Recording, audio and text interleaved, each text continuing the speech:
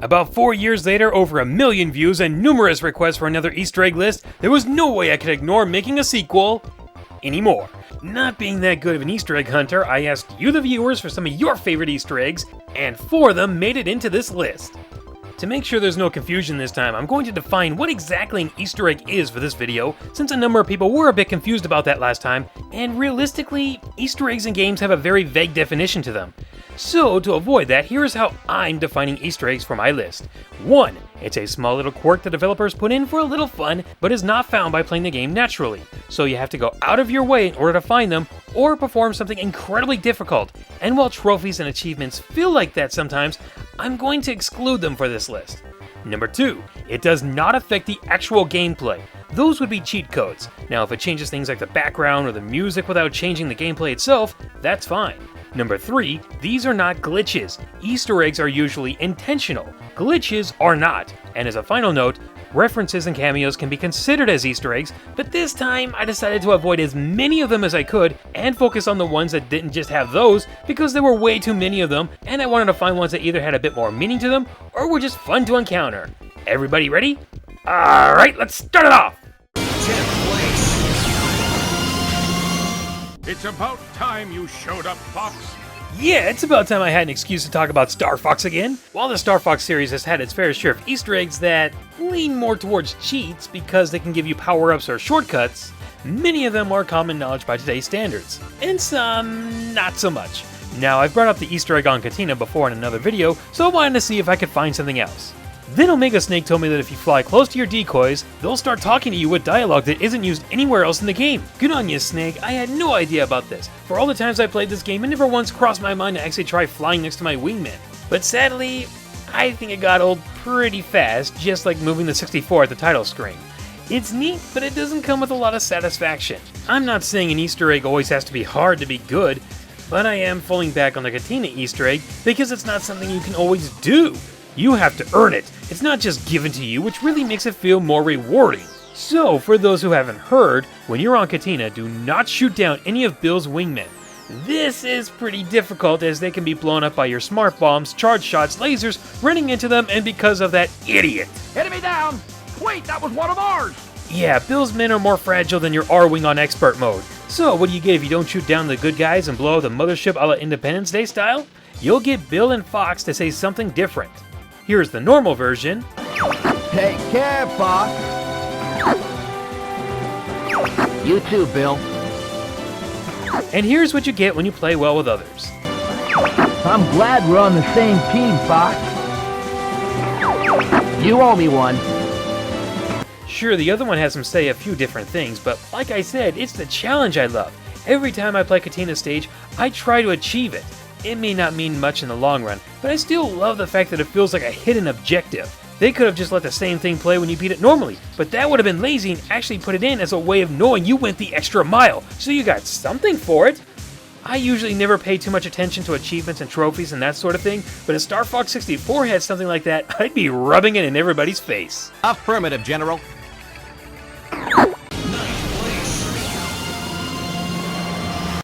Last time I made an Easter egg list, which was also the first time, I brought up that the stars on the background of the boss intro changes into birds when you hold down the jump button in Mega Man 2. Hoping that something else from the Mega Man series would get mentioned again, and not just a cameo or an unlockable, did none other than Mr. Orange Jinjo give me what I wanted. Shortly after I announced that I was taking suggestions and requests for this list back in May 2013, yeah, I know it took forever to get done, that many of the Easter eggs on this list were sent in right away. Pretty much right as soon as I announced it at the end of the 10 videos I'm most proud of video. His suggestion came in without hesitation, and because it was Mega Man and I didn't know about it, I gladly accepted it. Play Mega Man 7 up to when you can get to Shade Man stage for a vampire hunt, and hold down B while selecting him.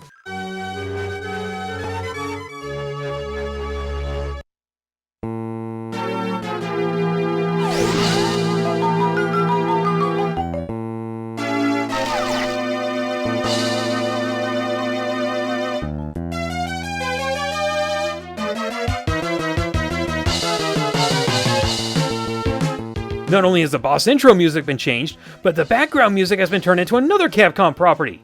The Mega Man 2 Easter egg was funny because it was just random. However, this is cool because it fits so well. It's the first level theme of Ghosts and Goblins, and when you look at the setting, it's as plain as a full moon as to why it works. Makes you wish Capcom was still that creative, doesn't it? Or did more with Mega Man besides putting him in Super Smash? No, I better not. Now's not the time to beat a dead Mega Horse. Sadly, after you have beaten Shade Man, this trick won't work again until you reset the game. And if that wasn't good enough for you, there's a Versus mode in Mega Man 7.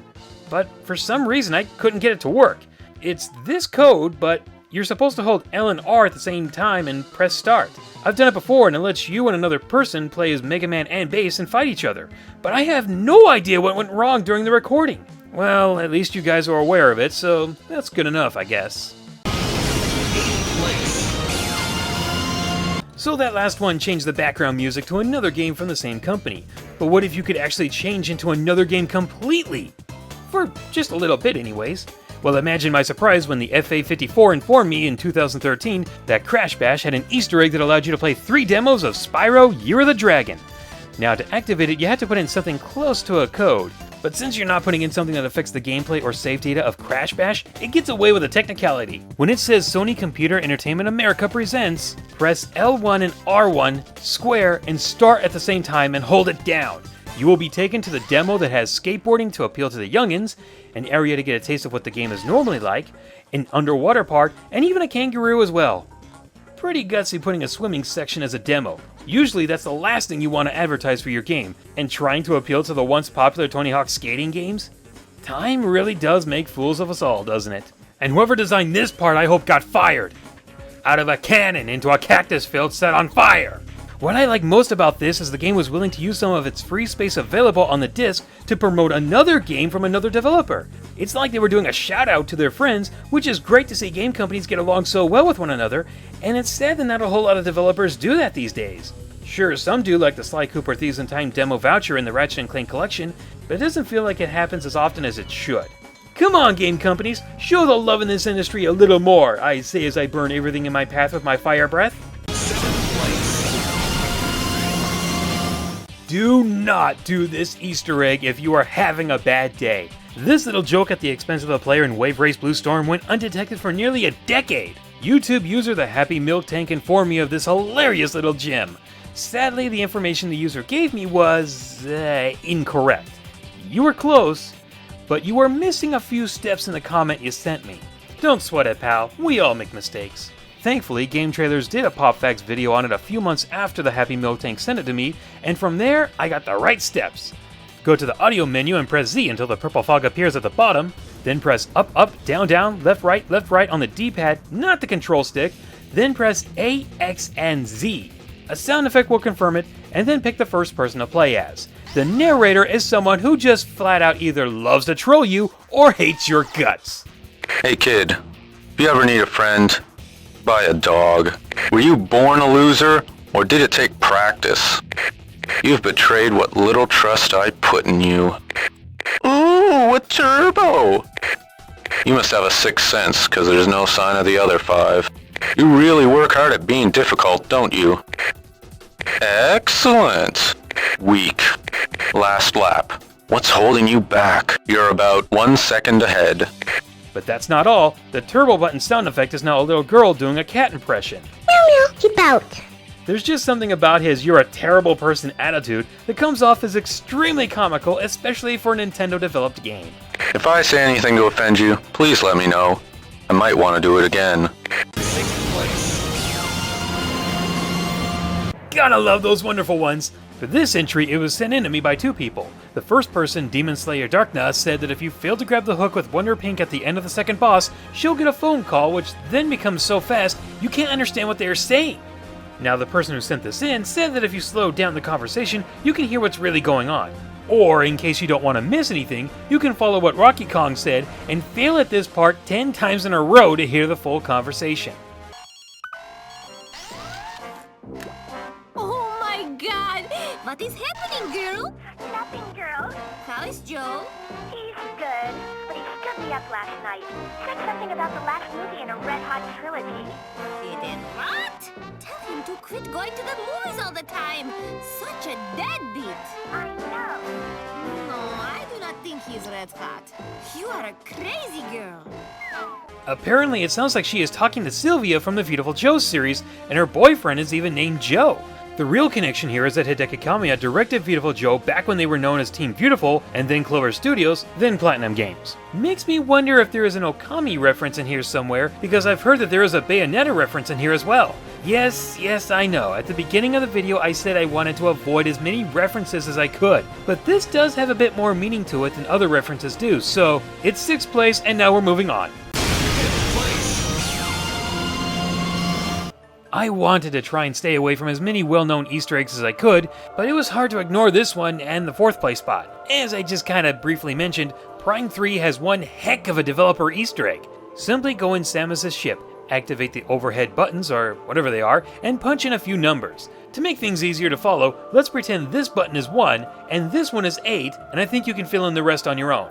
There are a number of messages from the developers, but they are all in Japanese, and I could only find translations for 2 of them. For the first one, put in 8, 3, 5, and 4, and you'll hear from the legendary designer Shigeru Miyamoto. あ、聞こえます。宮本です。メトロイド遊んでる人たち、聞こえますか？楽しいでしょう。もうね、僕もメトロイド関わり始めて何年もなりますけども、今度のは今までの中で最高でしょう。絶対最後まで遊んでみてね。じゃあね。And then punch in 2, 7, 5, and 1 to hear from Nintendo President Satoru Iwata. こんにちは、任天堂の岩田です。社長って傍から見てるとどうかわかりませんが、実際結構大変なんですよ。忙しくて大変な時にどんどんやつれていくと人は同情してくれるんですが、私は忙しいと太る方なんで、太れば太るほどなんか何も感じてないんじゃないかって誤解されてるみたいで、非常に不本意です。 Oh my lord, what a horrible time to bring something like this up! I mean, if he does lose weight from stress, then at the time of this video he should be skinnier than a piece of hair! Personally, I want to see him make a lot of changes, but I don't want him to be fired for the sole reason that he seems to have more integrity than anyone else who is in charge of a game company right now. The Wii U isn't selling well, so what does he do? Fire people like any other company? No! Because he said that would make their workers stressed about losing their job, and that stress would affect the overall quality of the product. So instead, he takes responsibility by cutting his own paycheck in half. Like I said, I want him to make a lot of changes, but I don't want him to be canned, and I can't believe I'm talking about this in an Easter egg list. I have really gone off topic here. 4th place. This is most likely the most well-known Easter egg on this list. I've known about it since the game actually came out, but I've never done it before. Originally, I was gonna leave it off the list again because, come on, you know you want to go into an Easter egg list and learn about something you didn't already know. Well, I decided now's as good a time as any to at least try it out and have it as an honorable mention or something. Nope! After experiencing this for myself, I had to include it in the list. In order to get to the Insomniac Museum in Going Commando, you have to go to Planet Bolden and wait until 3 o'clock for the teleporter to work, then fight out some thugs for less. Or you could change the clock settings in your system and activate it at any time. Or the best way possible, go on the rails, get to this part, take a hit and head left, then go down this long path until you reach this building, go around the left side, about halfway you should glitch under the building, go underneath, jump up, fight the thugs, and head for Planet Burbank. Now I knew about this a very long time ago, but I wasn't exactly clear on everything that went on in here.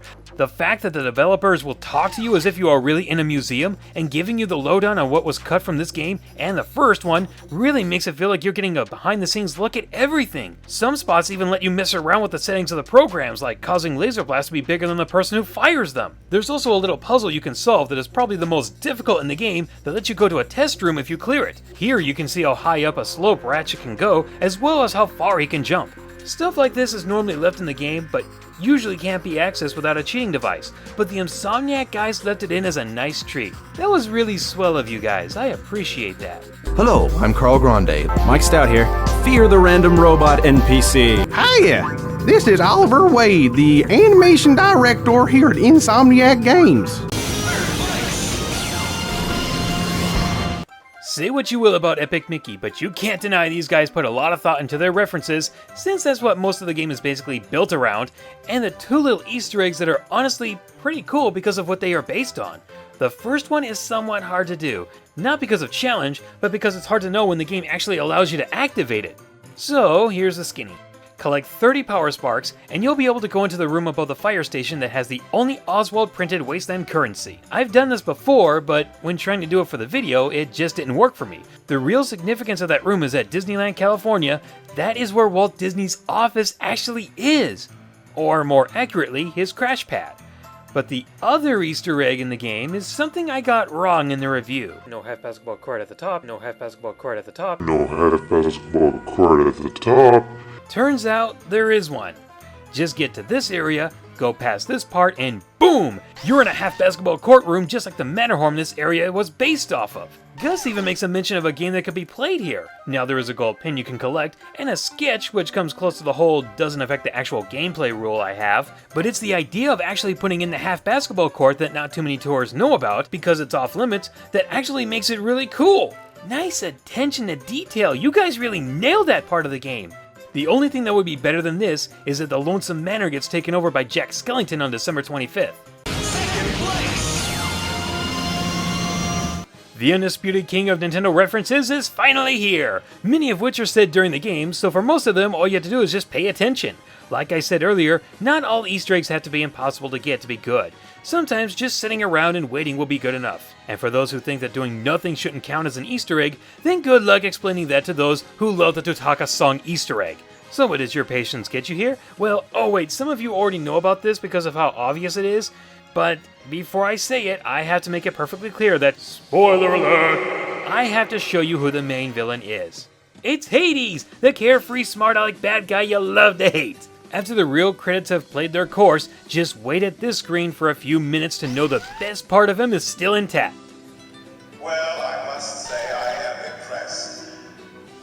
Such a teeny little angel defeating such a big bad god of the underworld. You can't keep a good bad guy down. Why, pity. That must make you the most powerful Nintendo character of all time. Yeah, I know, there's so many good references in this game, but this comes off as one of those 2-in-1 deals, because it's both an Easter egg and he makes a lot of references. Now, I'm not going to play the rest of what Hades has to say, because it would take up a good chunk of the video to play the rest of it, so my best advice is, buy the game and beat it yourself. And I recommend that over watching a video of it on YouTube, because it's a good game that you shouldn't deny yourself of playing.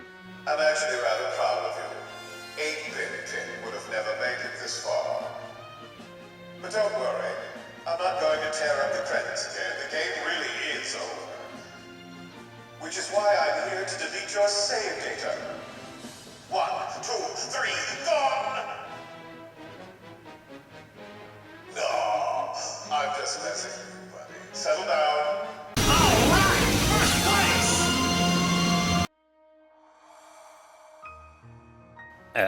What's that? You've never heard of this game? Well, that's probably for the best, as those who do know of it are either laughing because they know of how bad it is, or trying not to vomit because they know how atrocious it is. In this game, you investigate your surroundings, fight monsters, and figure out what's going on by using a microphone USB on the PS2 to tell this person what to do through verbal commands. This would be an interesting concept if the person you have to talk to didn't have worse listening skills than those who ask questions that were already answered in the same video they were watching. And as if that didn't make you groan a little, you have to tell her to look at stuff, and because it's set in a futuristic setting, you don't know what some of this stuff actually is. For example, that's a magazine, that's a cup, and the censor bleep is that? Did you say an iPad? A tablet? Well, unless you said newspaper, you were dead wrong, and the game thinks you should be ashamed of yourself for not knowing something so freaking obvious. So now I hope you're asking, how did you find out about this game, and where's the Easter egg? Instead of something rude and obscene, because this is the internet. Well, viewer, I first heard about this poor excuse for an interactive entertainment nearly 10 years ago from a show that is no more, called X-Play. They did a review on the game, which I have to say is probably my favorite review they ever did, just because Adam Sessler's expressions were hilarious. If you want to watch it, and you should because it'll put a smile in your heart and laughter in your voice, I'll have a link to the video in the description box. However, in the review, Adam told her to, quote, bark like a dog. End quote. To which she replied, little dog, arf, arf, or big dog, woof, woof. Now, to me and most of the other viewers of the show, we thought that it was the co-host Morgan Webb who said it because it sounded just like her. But they stuck to their guns, saying it was a legit Easter egg they had found on their own by simply messing around. Soon, the internet started claiming it was real, but the internet also said Luigi was playable in Mario 64, so I can't always trust that. And since Game Trailers hasn't done an episode of Pop Fiction or Pop Facts on it, I decided to see for myself if this Easter egg that had been eating away at me for about a decade was truly legit, or if they were just messing with us and if I should just put the Easter egg from Star Wars Shadows of the Empire on here. So, after buying a new copy of the game for $10 on Amazon because I'm a big spender, I found out two things. One, the tutorial was more responsive than the actual gameplay. And two, little dog, arf, arf, or big dog, woof, woof. Holy crap, it's real! I know, this doesn't seem that impressive to be number one, but screw your negative thinking! This is my list, and this has been haunting me for nearly 10 years, and it feels so good to get closure on this. Also, it's sad that she would sooner respond to that than what you actually tell her to do for most of the game. I told her, you're all going to die, and she just said, yes. Making this game more fun to play when you're not even trying to play the game properly. And when you get right down to it, that's one of the many qualities that can make a good Easter egg, even if the game flat out sucks. And that does it for this long overdue extension list, and if there wasn't an Easter egg here that you liked, like the Batman Arkham Room or Crisis Elevator Boogie, both of which I haven't played so that's why they weren't on the list, don't be a jerk, just say what it was in the comments, or even better, make a video list of your own favorite Easter eggs in video games. Oh, you want to know what that Easter egg in Shadows of the Empire is, huh? Well, it's actually in the instruction manual where one of the developers named their file No So For You! It's gold, Jerry! The first extension list is done! And today for video suggestions, I've got the review for Donkey Kong Country Tropical Freeze, my list of 10 Nintendo third-party ideas, and because that Easter egg video I made way back when isn't exactly the best in terms of quality, I decided to put in the reference list since that was a little better in terms of editing. So, is there a video plug for today? Yes! I'm going to plug a good friend of mine since I haven't seen a lot of new videos lately. That would be Brawlmaster 012's list of 10 characters he wants to see in Super Smash Bros. For Wii U and 3DS. Perfect example that you don't need to be an editing wizard to make your video entertaining. You just have to have a good script, narration, and reasoning. I was going to plug his 5 reasons console wars are pointless, but, you know, Smash. Alright guys, I'm going to start planning my next video. I really hope you enjoyed this list, and I'll see you guys later!